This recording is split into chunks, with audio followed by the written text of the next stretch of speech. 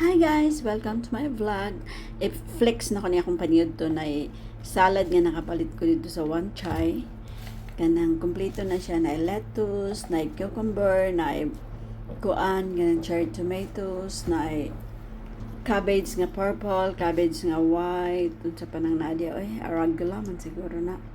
Dayon ganang avocado, gisiparate ko na siya palit, wala na siya naapilya na nga salad niya. $15. Barato kay di ba kompleto na natanan sagbot.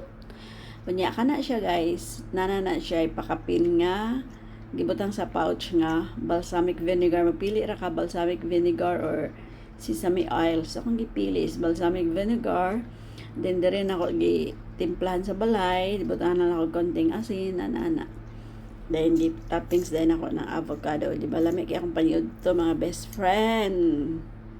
Diet, kunyari, but to be honest, nag-loss na ko mga 7 kilos, dagway. 7.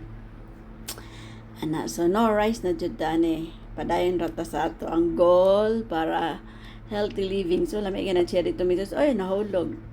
So, punito na ko, nakawala pa 5 minutes. So, lamig na akong paniod. So, thank you for watching. Bye!